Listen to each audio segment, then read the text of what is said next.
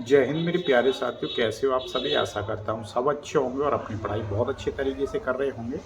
तो आज बात करने वाले हैं हम यूपी पुलिस कांस्टेबल का, जो आपका अभी एग्ज़ाम कैंसिल हुआ था, जो 17 और 18 फरवरी को हुआ था। आदेश आ गया था भर्ती बोर्ड के द्वारा।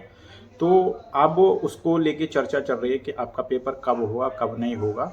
तो इससे रिलेटेड बहुत सारे एक एक नोटिस वायरल हो रहा है। उसी की सच्चाई बताने के लिए मैंने सोचा क्यों ना बच्चों को बताई जाए।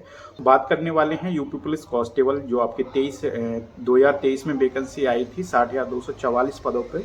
तो उसका आपका एग्ज़ाम डेट कब होगी और जो वायरल हो रही है, तो मैं आप लोगों को बता दूं, जो वायरल हो रहा है नोटिस, उसमें 16 और 17 अप्रैल बताया जा रहा है। ठीक है।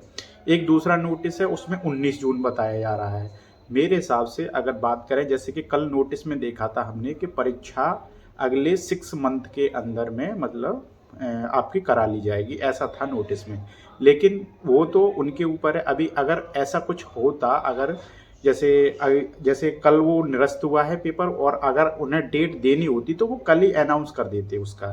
तो इस बात में कितनी सच्चाई है, इसी में अभी आप लोगों को पता चल जाएगा। अभी अभी तो कोई फिक्स है नहीं। अगर मेरे हिसाब से अंदाज़ा लगाया जाए, तो जैसे कि आप लोगों को पता होगा कल निरस्त की है भर्ती, और कल निरस्त करने के बाद में आज कैसे नोटिस आ जाएगा। अगर होता तो उसी में वो ऐड करके बता देते।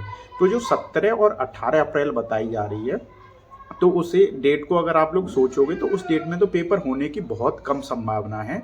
वैसे होने को हो भी सकता है कुछ भी, लेकिन संभावना क्यों कम है, तो मैं आप लोगों को उसका रीजन बताता हूँ। आप लोगों को पता होगा अभी आपका लोकसभा का जो चुनाव है वो अ, अप्रैल में होने वाला है। अप्रैल में, क्योंकि 12 मार्च के बाद अभी उसकी डेट अनाउंस नहीं हुई है। 12 मार्च के बाद में उसकी डेट अनाउंस हो जाएगी तो कंफर्म हो जाएगा। फिर 13 मार्च से समथिंग आपकी आचार संहिता लग जाएगी, तो जिसमें सारी जो परीक्षा वगैरह है वो सारी चीज़ें नहीं हो पाएंगी। वैसे डॉक्यूमेंट वगैरह के काम होते थे वो हो जाते हैं आचार संहिता वगैरह में, लेकिन ये एग्ज़ाम कराने की प्रक्रिया है तो मेरे हिसाब से नहीं हो पाएगी। ठीक है।